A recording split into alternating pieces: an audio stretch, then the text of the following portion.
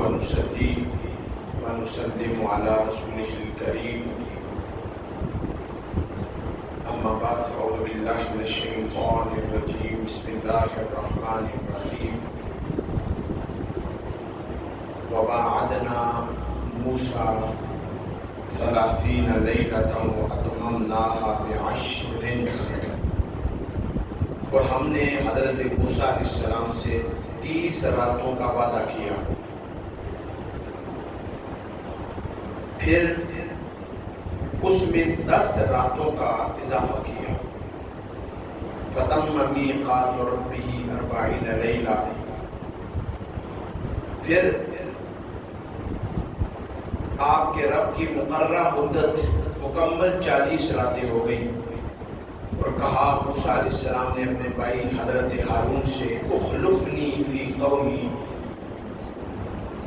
کہ تم میری قوم میں میری جانشینی کرنا، وَأَصْلِحْ، اور ٹھیک کام کرنا، وَلَا تَتَّبِعْ سَبِيلَ الْمُفْسِدِينَ، اور مفسدوں کے طریقے پر کاربند نہ ہونا۔ کیونکہ حضرت موسیٰ علیہ نبینا علیہ السلام کا ذکر خیر ہو رہا تھا، اور آپ اللہ کے جلیل القدر پیغمبر ہیں، اور کلیم اللہ کے لقب سے مرکب ہوئے، اور اللہ نے آپ کو بڑی شانیں، بڑی عظمتیں، بڑے کمال اور بڑی رفعتیں عطا فرمائی۔ کیونکہ مصر میں فرعون کی حکومت تھی، اور وہاں سے آپ نکلے، بحر قلزم کو آپ نے طے کیا۔ فرعون بھی اس کے اندر گیا، لیکن اللہ نے اسے دبو دیا، اس کی پوری قوم کو تباہ و برباد کر دیا۔ آپ وہاں سے نکل کر پھر ملک شام آئے۔ اب اللہ نے فرمایا موسیٰ، اب قوم کی اصلاح کا جو ذمہ داری ہے وہ آپ کے کندھوں پر ہے، اور آپ کے ساتھ آپ کے بھائی حضرت ہارون علیہ السلام۔ تو کیونکہ اللہ نے فرمایا کہ تمہیں تورات دوں گا، لیکن اس کے لیے تمہیں 30 راتوں کے لیے کوئی دور کے پہاڑ پہ آنا پڑے گا۔ آپ وہاں پر آئے، اور آپ نے 30 روزے رکھے، نہ دن کو کھایا نہ رات کو۔ اس کو کہتے ہیں صوم وصال، وصل کے روزے، ملا کے رکھا کے۔ جس طرح نبی اکرم نور مجسم صلی اللہ علیہ وسلم نے صوم وصال کے روزے رکھتے تھے، تو صحابہ نے بھی رکھنے شروع کر دی، کیونکہ صحابہ تو حضور کی ہر ادا پہ آشکانہ طور پہ جان کی بازی لگا دیتے، تو انہوں نے بھی روزے رکھنے شروع کر دیے، تو صحابہ نمازوں میں کم ہونے لگے۔ حضور نے فرمایا فلاں صحابی کی طرح، فلاں کی طرح نظر نہیں آج کی اللہ، انہوں نے تو آپ کی طرح روزے رکھنے شروع کر دیے، نہ دن کو کھانے نہ رات۔ حضور نے فرمایا ایکم مثلی، اللہ ربی یطعمنی و یسقین، او کما قال النبی صلی اللہ علیہ وسلم۔ فرمایا کون ہے تم میں سے میری مثل؟ میرا رب تو مجھے کھلا بھی دیتا ہے، اور میرا رب مجھے پلا بھی دیتا ہے۔ لہذا یہ نبی کی شان ہے، یوم وصال رکھ سکتا ہے، امتی نہیں رکھ سکتا۔ تو یہ ان لوگوں کے لیے مقام عبرت ہے جو کہتے ہیں نبی ہماری طرح ہے۔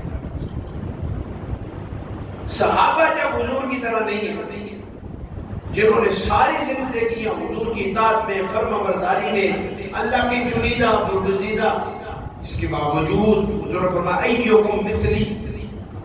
اور حضرت ابوبکر صدیق رضی اللہ تعالیٰ عنہ کو حضور نے کیا فرمایا تھا؟ یا ابا بکر لم یعرفنی حقیقتا غیر ربی، اے ابو بکر اس ذات کی قسم، والذی نفسی بیدی، جس کے قبضہ قدرت میں میری جان ہے، میری حقیقت کو میرے رب کے سوا کوئی جان ہی نہیں سکتا۔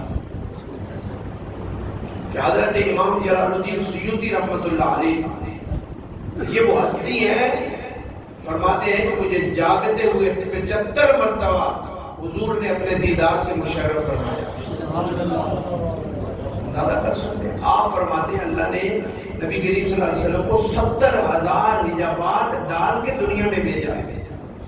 ایک پردہ بھی ہٹ جائے کسی میں طاقت اور ہمت نہیں حضور کو دیکھ سکے، ڈائریکٹلی کوئی نہیں دیکھ سکتا. فرمایا جب نبی کی یہ شان ہے تو پھر جو رب جس نے مخلوق کو پیدا کیا ہے تو کیا مخلوق اپنے رب کو دیکھ سکتی ہے؟ حضرت مولا علی رضی اللہ تعالیٰ عنہ سے کسی نے سوال کیا علی میں خدا کو دیکھنا چاہتا تھا. آپ نے فرمایا سورج کو دیکھو. سورج کو دیکھا فوراً پلٹ کے آگے نیچے کر فرمایا دیکھو نا. میں نہیں دیکھ سکتا، نظریں ٹھہرتی نہیں. چمکتا ہوا سورج ہو کسی کی نظر ٹھہر سکتی ہے؟ فرمایا تم مخلوق کو نہیں دیکھ سکتے تو جس رب نے اس مخلوق کو پیدا کیا ہے اسے کیسے دیکھ سکتے ہیں؟ ہاں نبی کریم صلی اللہ علیہ وسلم نے فرمایا اللہ تعالیٰ ہر جمعہ کو جنتیوں کو اپنا دیدار عطا فرمائے. یہ اس کی کرم نوازی ہے. تو فرمایا اچھا موسیٰ علیہ السلام کے بارے میں آتا ہے کہ آپ کو اللہ نے فرمایا 30 راتوں کے لیے آؤ، تو پھر 10 بڑھائی کیوں نہیں؟ بعض روایات میں آتا ہے کہ یہ 30 راتیں ذیقات کی تھی اور 10 دن حجہ کی، ٹوٹل ملا کر کتنی ہو گئی؟ 40. ہوا ایسے کہ موسیٰ علیہ السلام نے 30 روزے رکھے. جب اللہ سے ملاقات کے لیے گئے نا تو آپ نے خیال کیا شاید روزے رکھنے کی وجہ سے کہیں میرے منہ سے کوئی اس طرح کی مہک نہ آئے جو اللہ کو ناپسند ہو. ٹھیک ہے نا، کیونکہ مسلسل روزے رکھے تھے آپ نے. تو آپ نے مسواک کی، دانت صاف کیے. سنت ہے نبی کریم صلی اللہ علیہ وسلم، نبیوں کی سنت ہے مسواک کرنا. مسواک کی نا تو جب کوئی دور کی پہاڑی پر گئے نا اللہ نے فرمایا موسیٰ تمہارے منہ سے خوشبو نہیں آ رہی تھی جو روزوں کی آ رہی تھی. عرض کی اللہ وہ تو میں نے مسواک کر دی. فرمایا جاؤ تمہیں پتہ نہیں وہ خوشبو مجھے مشک و عنبر سے زیادہ پسندیدہ تھی. جاؤ 10 روزے مزید رکھ کے آؤ اور اب مسواک نہیں کرنا، بغیر مسواک کے میری بارگاہ میں پیش ہو جائے. یہ روزوں کی فضیلت ہے. تفسیر الروح البیان، تفسیر الروح المعانی، در منصور، بڑی بڑی تفسیر میں یہ واقعہ لکھا ہوا ہے. اکثر مفسرین اس بات پر متفق ہیں کہ اللہ تبارک و تعالیٰ کی ذات کو روزہ دار کی منہ کی خوشبو انتہائی پسند ہے. فرمایا موسیٰ اتنی مشک و عنبر مجھے پسند نہیں ہے. جب میرا بندہ روزہ رکھتا ہے تو اس کے منہ سے جو خوشبو آتی ہے وہ مجھے زیادہ محبوب اور پسندیدہ ہے. تو حضرت موسیٰ علیہ السلام نے پھر 10 روزے رکھے اور اللہ کی بارگاہ میں پیش ہو گئے. تو اللہ تعالیٰ نے آپ کو مزید 10 راتیں جب مکمل کر کے آئے تو اللہ نے آپ کو کیا عطا فرمائی؟ تورات عطا فرمائی. اب یہاں پر محدثین اور مفسرین نے بڑی ضرورت سے بات لکھی ہے.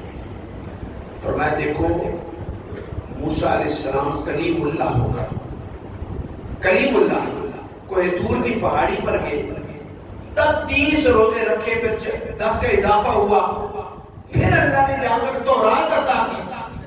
لیکن میرے حبیب اللہ کے محبوب ہیں. فرمایا جہاں جہاں مصطفیٰ جاتے تھے جبرائیل خادم بن کے قرآن لے کے محبوب کی بارگاہ میں پیش ہو جایا کرتے تھے.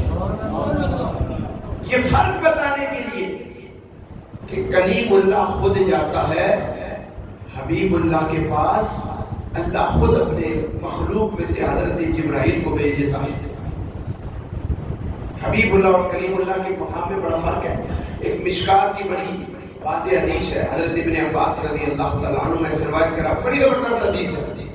اور فرماتے ہیں نبی اکرم صلی اللہ علیہ وسلم کے صحابہ مسجد نبوی میں تشریف فرما ہے. کیونکہ ہم اپنے نبی کا ذکر کرتے ہیں اس وجہ سے کرتے ہیں کہ محبوب کا ذکر بھی اللہ ہی کا ذکر ہے. شداں مداں زیراں زبراں شان تیری بچیائیاں عام لوگاں قدر نہ کوئی خاصا رفضہ پائیاں. دیکھیں نا اللہ کے ولیوں کے دربار میں مزاروں میں آپ کیوں جاتے ہیں؟ اللہ کے محبوب ہیں، پیارے، اللہ کے محبوب اور پیارے. یا اللہ ہم اس قابل ہماری عبادتیں، نہ ہماری ریاضتیں، نہ ہمارے سجود، نہ ہمارے قیام، نہ ہمارے روزے، نہ ہمارے صوم و صلات، نہ ہماری طہارتیں، نہ ہماری نفاستیں اس قابل ہے کہ ہم اللہ کی بارگاہ میں پیش کر سکے۔ مولا یہ تیرے چنیدہ ہیں، تو یہ ان کا واسطہ یا اللہ ہمارے دلوں کو صاف فرما دے۔ تو نبی کریم صلی اللہ علیہ وسلم تشریف لائے، صحابہ آپس میں مذاکرات کر رہے ہیں۔ اچھا مذاکرہ کیا ہو رہا ہے؟ بعض صحابہ کہنے لگے اللہ نے حضرت آدم کو صفی اللہ بنایا اللہ نبی کے نوالے، بات کہنے لگی اللہ نے حضرت موسیٰ کو کلیم اللہ بنایا، بات کہنے لگے اللہ نے حضرت عیسیٰ کو روح اللہ اور کلمۃ اللہ بنایا، بات کہنے لگے اللہ نے حضرت ابراہیم کو خلیل اللہ بنایا۔ یہ مذاکرہ ہو رہا ہے۔ اچھا وہ بھی کیوں رہا ہے؟ آگے حدیث کے لفظ ہیں کہ وہ فضیلت دے رہے تھے صحابہ کہ سب سے افضل حضرت آدم علیہ السلام ہے کیونکہ وہ صفی اللہ ہے اور صفی سب سے اوپر ہوتا ہے۔ بات کرنے لگے نہیں موسیٰ کلیم اللہ ہے وہ سب سے اوپر ہے، بات کرنے لگے نہیں ابراہیم خلیل اللہ ہے وہ سب سے اوپر ہے، بات کرنے لگے نہیں عیسیٰ روح اللہ اور کلمۃ اللہ ہے وہ سب سے اوپر ہے۔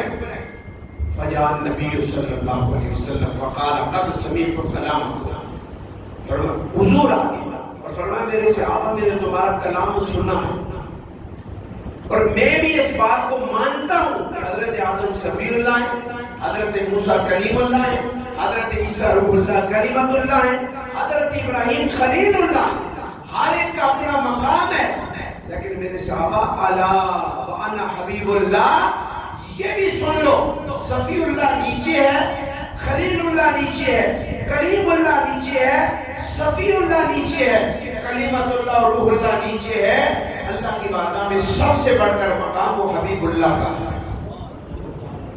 اللہ نے مجھے اپنا حبیب بنایا۔ میرے اعلیٰ حضرت کا کلم اٹھا فرماتے ہیں میں تو مالک ہی کہوں گا کہ وہ مالک حبیب یعنی محبوب و محب نہیں میرا تیرا۔ اب یہاں پر بعض لوگ اس بات سے استدلال کرتے ہیں کہ دیکھیں جی جس طرح حضرت موسیٰ علیہ السلام نے حضرت ہارون کو اپنا نائب بنایا، اخلص نہیں خلیفہ بنا کر چلے گئے کہ میرے بعد قوم کی حفاظت کرنا، انہیں گمراہی سے بچانا، ان کا خاص خیال رکھنا۔ تو غزوہ تبوک کے موقع پر نبی اکرم نور مجسم شفیع محتشم صلی اللہ علیہ وسلم جب گئے نا تو آپ علیہ السلام نے غزوہ تبوک کے موقع حضرت مولا علی کو مدینے میں اپنا خلیفہ اور نائب بنایا، فرمایا علی پیچھے تو میرے خلیفہ ہو۔ حضرت مولا علی نے کہا یا اشرف ایک بچوں اور عورتوں میں چھوڑ کے جا رہے ہیں۔ حضور نے فرمایا علی کیا تم اس بات سے راضی نہیں ہو؟ تم میرے لیے ایسے ہو جیسے موسیٰ کے لیے ہارون تھے، لیکن لا نبی یا بعدی میرے بعد کوئی نبی نہیں ہے۔ اب بعض لوگ اس حدیث سے استدلال کرتے ہیں کیا کہ دیکھیں جی مولا علی کو حضور نے اپنا خلیفہ زندگی میں ہی بنا دیا تھا، تو دیگر صحابہ نے حضرت ابوبکر، حضرت عمر، حضرت عثمان نے ان سے خلافت چھین، اور دیکھیں خلیفہ تو حضور بنا۔ سب سے پہلا التزامی جواب ہم کہتے ہیں کہ اگر مولا علی کو خلیفہ بنا کر گئے تھے تو پھر حضرت علی نے حضرت ابوبکر صدیق کے ہاتھ پر بیعت کی۔ سب سے پہلا الزام تو مولا علی پہ آتا ہے نا کہ بھائی خلیفہ حضور بنا کر گئے، آپ کو پتا تھا حضور نے مجھے خلیفہ بنایا، تو ابوبکر کون ہے، عمر کون ہے، عثمان کون ہے جو میرے مقابلے میں خلیفہ بنے؟ سب سے پہلا اعتراض تو مولا علی پہ آئے۔ کوئی ایک روایت بتا دو کہ انہوں نے کہا کہ میں نے ان کی بیعت نہیں کرنی، ایک روایت بتا دو۔ مولا علی کا ان کے ہاتھ پر بیعت کرنا اس بات کی دلیل ہے کہ حضور نے مجھے عارضی خلیفہ بنایا تھا، وگرنہ حقیقت میں مصطفیٰ کے بعد ہر لحاظ سے افضل ترین مخلوقات میں ابوبکر صدیق کی ذات اقدس ہے۔ یہ بات آپ کو سمجھ آ گئی ہے؟ دوسری بات یہ ہے کہ حضرت ہارون علیہ السلام حضرت موسیٰ علیہ السلام کی زندگی میں مقام طیب میں وصال کر گئے تھے، ٹھیک ہے نا؟ اور حضرت موسیٰ علیہ السلام کے بعد حضرت شیس علیہ السلام وہ حضرت موسیٰ علیہ السلام کے کیا بنے؟ خلیفہ بنے۔ اچھا ایک اور بات ہے، جتنی بھی روایات آ رہی ہیں امام شافعی کی روایت علامہ ابن حجر اسقلانی نے لکھا ہے، علامہ جلال الدین سیوطی اور بڑے بڑے محدثین نے لکھا ہے کہ حضور 13 مرتبہ غزوات کے اندر گئے اور اپنا نائب عبداللہ ابن مکتوم کو بنایا جو نابینا سے آگے تھے، جو حضور کی عدم موجودگی میں امامت کرایا کرتے تھے۔ فرمایا پھر حق تو ان کا خلافت کا تھا، لیکن وہ بھی جانتے تھے کہ یہ عارضی خلافت ہے، مگر نہ دائمی اور حقیقی خلافت۔ مولا علی رضی اللہ عنہ خود فرماتے، آپ سے کسی نے پوچھا کہ علی آپ نے ابوبکر صدیق کی آپ پر بیعت کر لی؟ فرمایا جسے حضور نے ہمارے مسلح کا امام بنا دیا ہے تو کیوں نہ ہم اسے ظاہری امامی تسلیم کر لیں؟ اصل تو مسلح تھا، اصل تو حکومت یہ تھی۔ بلکہ ایک روایات میں نے یہاں تک پڑھا ہے کہ نبی کریم صلی اللہ علیہ وسلم نے فرمایا علی، جب حضور کا آخری ایام تھے، جمعرات کا روز تھا، تو نبی کریم صلی اللہ علیہ وسلم نے فرمایا مروا ابا بکر فلیصلی بالناس، جاؤ ابو بکر کو کہو لوگوں کو نماز پڑھائے۔ تو آپ کی بیٹی حضرت عائشہ صدیقہ طاہرہ عابدہ زاہدہ معلمہ محدثہ فقیہ موجدہ ہدایہ، آپ فرماتی ہیں یا رسول اللہ وہ تو نرم دل ہے، وہ تو آپ کی جگہ پہ آپ کو نہیں پائیں گے تو کھڑے ہو سکیں گے؟ یہ آپ کیسے کہہ سکیں گے؟ وہ تو بہت ہی کمزور ہے، نرم مزاج ہے، ان سے تو آپ کا عشق والے ہانہ انداز میں۔ حضور نے فرمایا انتم صواحب یوسف، جاؤ جو میں نے کہا وہ کام کرو۔ حضرت سیدنا صدیق اکبر رضی اللہ تعالیٰ عنہ مصلی امامت پہ کھڑے ہو گئے، مصلی امامت پہ کھڑے ہو گئے۔ اب دیکھیں مولا علی رضی اللہ تعالیٰ عنہ نے حضرت ابوبکر صدیق رضی اللہ تعالیٰ عنہ کے ہاتھ پر بیعت کر کے یہ بتا دیا کہ حضور کی اصل میراث، اصل وراثت وہ مصلی مصطفیٰ ہے۔ جب حضور نے اصل مصلی پہ ابوبکر کو کھڑا کر دیا، اچھا یہ جو حدیث میں آپ کو سنا رہا تھا، تو حضور نے مولا علی سے فرمایا علی تمہارے بارے میں میرے رب سے 3 مرتبہ پوچھا، اللہ میرا علی میرے مصلی پہ کھڑا ہو، تینوں مرتبہ نفی میں جواب ملا۔ فرمایا اے محمد صلی اللہ علیہ وسلم آپ کے مصلی پہ کھڑے ہونے والی ایک ہی ذات ہے، وہ ابو قحافہ کا بیٹا ابوبکر صدیق رضی اللہ تعالیٰ عنہ ہے۔ بھائی چاروں صحابہ آپس میں اتنے محبت والے، اتنی الفت والے، اتنی چاہت والے، کیسی ان کی بہترین زندگی گزری ہے، اندازہ کر سکتے ہیں آپ؟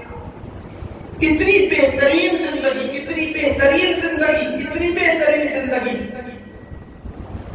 اللہ اکبر کبیرہ۔ حضرت عمر بن خطاب رضی اللہ تعالیٰ عنہ کا جب انتقال ہوا،